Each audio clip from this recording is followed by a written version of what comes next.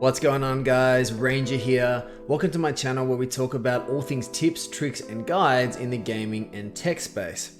In today's video, I wanted to take you guys through how I built a gaming PC from scratch with no prior experience whatsoever. It's really never been easier to build a gaming PC. With all the fantastic resources and tutorials that there are online. You can really save yourself a lot of money by doing this yourself. And if this is something that you're interested and passionate about like I am, it can be a really enjoyable experience as well. Before we go any further, guys, if you do go on to enjoy this video or if it is helpful for you, please don't forget to smash that thumbs up button below. And if you're new around here, consider subscribing with the notification bell on so you can be reminded every time I produce new content that will be designed specifically to help and bring value to you. If you guys have any questions or comments, please leave them in the section below and I'll be sure to answer each and every one. Or if you'd like to come and chat to me live, ask questions or hang out, I am live on Twitch every Wednesday at 7 PM Australian Eastern Standard Time and every Sunday at 9 AM Australian Eastern Standard Time. So come hang out, ask questions, and I'll be happy to help you out there as well. Okay, moving right along. So before we go any further, guys, we really need to work out what type of components are we going to build into this PC. Now, going through every type of component based on budget and performance level would literally take hours, so we're not going to do that in this video. But have in your mind what you actually want to get out of this computer. Do you want high-end gaming? Do you just want something that's going to be capable for day-to-day work type activities? Because that will really depend and determine what type of components you need to build into this PC, and also how much you need to spend on it. So once you've got that worked out, you know what your budget is, the next step is locking down the components. Now, if you're a beginner like me, you're probably not up to speed with every single modern and most up-to-date PC component available that there is on the market, and you're probably not even sure what type of components need to be in a PC, and that's completely fine. I had no idea either. That's the point of this video. So if we want this thing to work when we turn it on, we need to make sure that all the required components are built into the system and that all of those components are actually compatible with each other. Now, if you're like me and you don't have an understanding or an in-depth knowledge of every single component and how they work with each other, fortunately for us, there's a fantastic resource online. And that resource, guys, is pcpartpicker.com. And I will link everything that I talk about in this video in the description below so you don't need to go hunting for them yourself.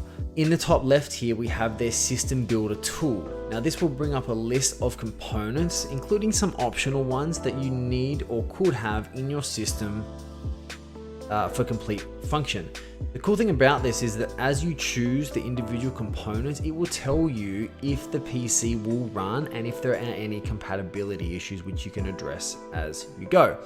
So just to mention here, guys, in this list, I want to make it very clear there are some things that are not required for the PC to work. So some of these things are optional. So for example, an external storage, a laptop, software, not to be confused with the operating system. Obviously you need operating system software, but not additional software like Photoshop, things like that. An optical drive, this is a CD-ROM in this digital age. I personally didn't go for this. I don't need to put a CD into my PC, but if you want to, then that would maybe be something optional for you as well. From power supply up, these are all critical components that you will need. And then down here, you will need a networking card if you plan on plugging in a LAN cable or having a wireless network adapter. Lastly, obviously critical things that you will need are monitors, mouse, keyboards, things like that, but not critical for the PC to actually run when you turn it on.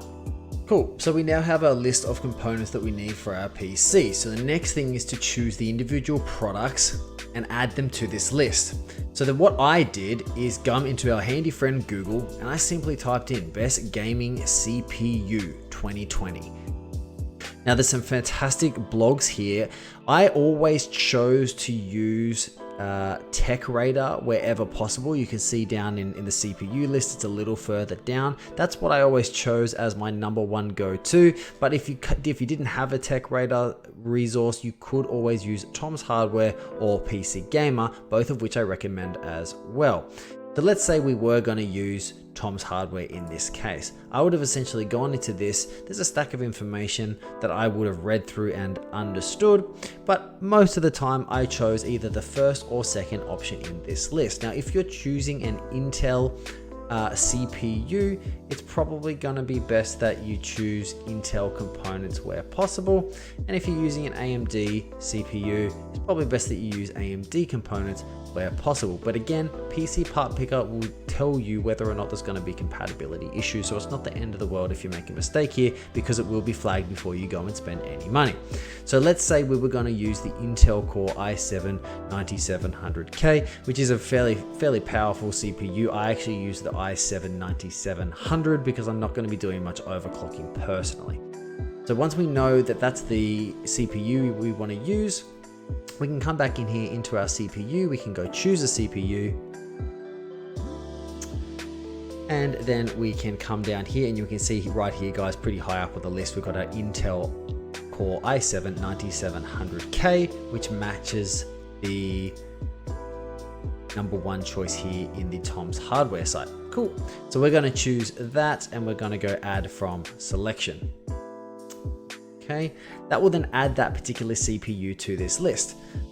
Now, same process, guys. Go through, rinse and repeat, add all of the components to your part picker list here. There will be some prices down depending on where you are in the world that may or may not really be relevant. So you're gonna have to decide whether or not you want to get them from Amazon or from a local supplier.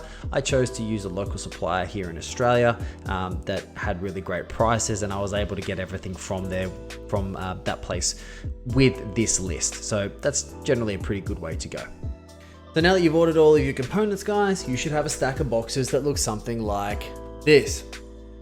And while these boxes are cool, we want to put them all together so we can actually use the PC.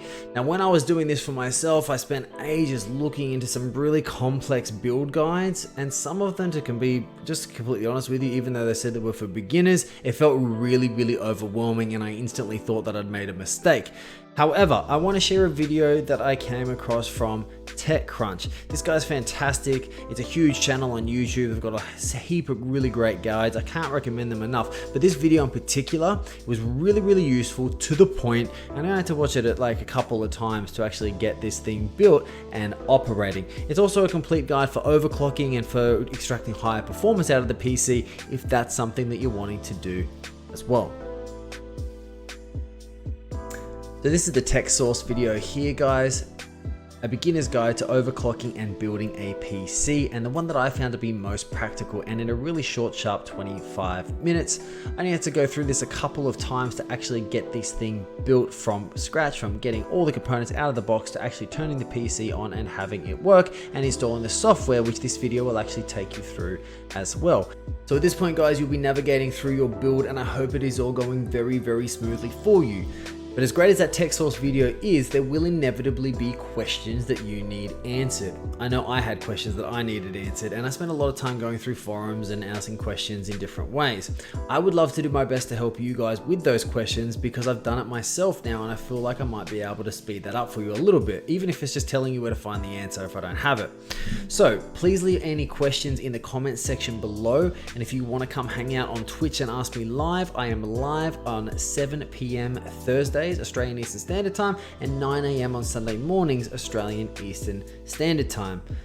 2 final thoughts on building your own PC, guys. Number 1, patience is a virtue, and like anything, if you're learning something new, there's probably going to be times that you're a little bit frustrated and you want to find the information because you just feel like you don't know.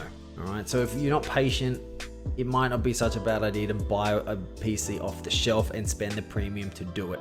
The second thing is that when it comes to warranties, obviously all of your components are covered, but if things aren't working and you need to get things troubleshooted and you need to pay for that premium service for someone to do that, it really comes down to understanding that you are the person that's backing your own service warranty versus a shop that you actually bought the PC from. So take that into consideration when you're working out, do I build a PC or do I buy one off the shelf as well? But with that being said, don't underestimate the amount of money you can actually save by building it yourself. So that's it, guys. That's how you can build your own gaming PC from scratch without any prior experience whatsoever. That's how I did it. That's exactly what I followed.